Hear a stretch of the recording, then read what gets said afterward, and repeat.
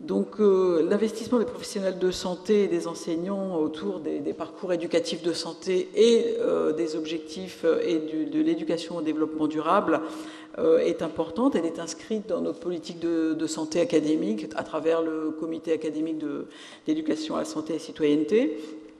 On participe aussi en tant que personnel de santé dans le comité de pilotage de l'éducation au développement durable et notamment dans les actions qui sont communes. Parce qu'effectivement, ce qu'il faut qu'on montre à la fois à nos élèves et aussi, bien entendu, aux enseignants, c'est cette cohérence et que toute cette politique autour de la santé avec un grand S, au sens de la charte d'Ottawa, se retrouve dans les différents objectifs que sont le parcours éducatif de santé, l'éducation au développement durable avec les objectifs, les 17 objectifs définis par l'ONU, qui sont développés dans les établissements, et que tout ça, ça fait sens, ça doit faire sens auprès des élèves et non pas se surajouter, et auprès des enseignants aussi. Donc c'est une politique qu'on s'est engagé à développer. Et on doit surtout aussi s'efforcer de montrer aux élèves que tout ça, ça a du lien. Et les liens, les élèves qui sont, on va dire, favorisés, chez qui ont un environnement où on va pouvoir discuter de ce qui se passe dans l'établissement, vont les faire, ces liens. En tout cas, la famille, l'environnement va leur permettre, va les aider à faire des liens. Et les populations défavorisées, on sait bien que les liens, c'est beaucoup plus difficile. Donc ça va être important de les expliciter à nos élèves pour qu'effectivement, ils voient qu'il y a une cohérence et que quand on parle de développement durable, quand on parle d'objectifs, quand on parle de compétences psychosociales, eh bien, il y a des liens sur la santé et il y a des répercussions sur la santé. Donc, il faut les expliciter pour que ça puisse effectivement avoir une dimension éducative et les rendre acteurs de leur propre parcours. Donc ça, c'est vraiment un point sur lequel on insiste dans toutes les actions qu'on peut mener. Et donc c'est vrai que si l'élève est acteur de son éducation, de son parcours, eh bien on va être amené à lui amener des contenus scientifiques qui vont lui permettre d'étayer et de mettre en place, à travers cette culture scientifique, eh bien, ces objectifs de développement durable et aussi ces objectifs autour de la santé et de la prévention. Et c'est à travers, effectivement, cette qualité de rendre les élèves acteurs de leur éducation qu'on va pouvoir les amener à des objectifs et être acteurs et du coup de mettre en place des politiques, en tout cas des actions qui seront efficaces. Alors, en tant que conseiller technique de santé, médecin, infirmier, assistante sociale, eh bien, on participe au groupe EDD dans les établissements. On fait en sorte que nos personnels y participent dans l'éducation au développement durable. Dans les parcours éducatifs de santé, on met aussi des objectifs de développement durable qui permettent, en tout cas, au personnel de travailler sur le bien-être des élèves. Donc, par exemple, il y a un collège en Savoie qui s'était interrogé sur des problèmes d'incivilité et de climat scolaire. À travers cette réflexion commune entre les élèves, les enseignants et les acteurs de santé, eh bien, ont été décidés de mettre en place une formation des enseignants sur le développement des compétences psychosociales. Et les enseignants, avec les professionnels de santé, ont mis en place, dans les heures de vie de classe, des activités pour développer les compétences psychosociales. Et effectivement, on vu, en tout cas, on mesurait des actions positives au niveau des incivilités.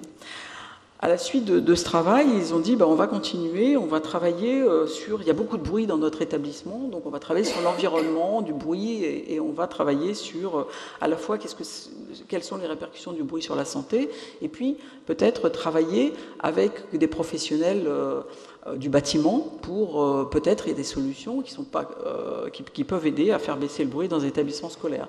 Donc ils en sont amenés à travailler avec des architectes pour travailler sur l'environnement. Donc vous voyez qu'à travers l'étude de besoins, et on n'a pas développé tous les objectifs du 17 objectifs, on est parti de l'étude de besoins sur un établissement et on est arrivé avec quelques objectifs, et plutôt que ce qui a été utilisé, c'est vraiment de concentrer l'action sur un objectif précis, et à travers ça en explicitant les liens avec la santé, effectivement ça a permis d'avoir des actions beaucoup plus efficaces. Donc dans les parcours éducatifs de santé, on procède ainsi. Il nous faut aussi des indicateurs, donc pour effectivement pouvoir faire des diagnostics et pour pouvoir travailler sur les besoins des élèves, il nous faut des indicateurs. Alors les indicateurs, on travaille par exemple sur le primaire et sur la maternelle avec ce qui peut ressortir par exemple du bilan de grande section de maternelle. On a aussi un travail avec la recherche, un travail avec la Maison des sciences de l'homme, le professeur Laurent Bègue, sur un observatoire territorial des conduites à risque sur le collège.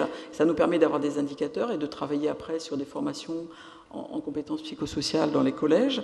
Et puis on a développé un outil avec la nouvelle mission et le parcours éducatif de santé, un outil pour le bilan d'infirmiers de la 12e année. Donc je vais laisser ma collègue Magali Surinck, infirmière conseillère technique, vous expliquer un petit peu le travail qu'on a mené pour essayer d'harmoniser la pratique sur l'académie et d'avoir des indicateurs pertinents pour pouvoir travailler à partir des besoins des élèves sur des actions d'éducation à la santé. Oui, bonjour.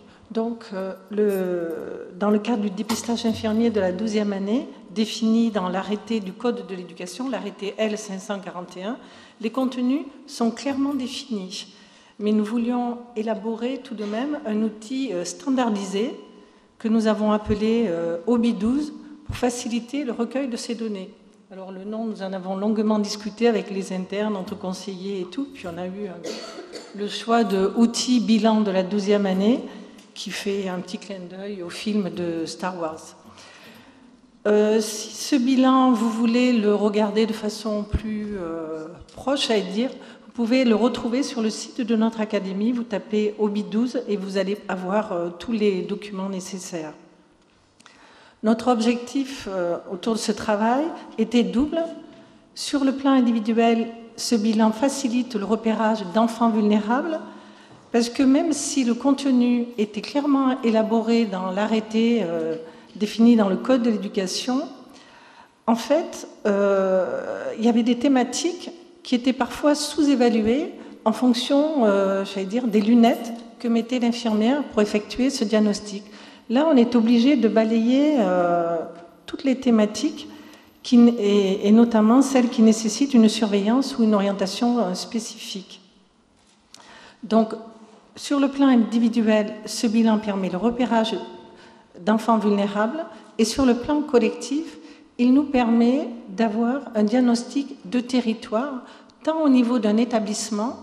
À la fin de ces visites de la 6e, l'infirmière peut cliquer sur l'item final et elle a toutes ces statistiques. Et je vous dirai sur quels éléments après. On peut l'avoir au niveau d'un territoire, d'un bassin, 5 minutes. On peut l'avoir au niveau d'un département et pour nous de l'académie, ce qui est très intéressant pour évaluer les zones où on va impulser une thématique de promotion de la santé. Donc, ce bilan de 12 ans a été construit à partir d'une bibliographie nationale et internationale sur la santé des enfants de cet âge. L'enquête HEB-SEC élaborée en 2014 sur les élèves de 6e, et nous remercions le docteur Godot qui est présent dans la salle parce qu'on s'est bien appuyé sur son travail. Et nous nous sommes aussi appuyés sur l'enquête DRESS effectuée en 2015 sur les élèves de CM2. Nous avions ainsi des statistiques nationales pour établir des comparaisons avec notre population. L'enquête DRESS effectuée en 2015 sur les élèves de CM2 comprenait des questions déclaratives, mais aussi des données cliniques.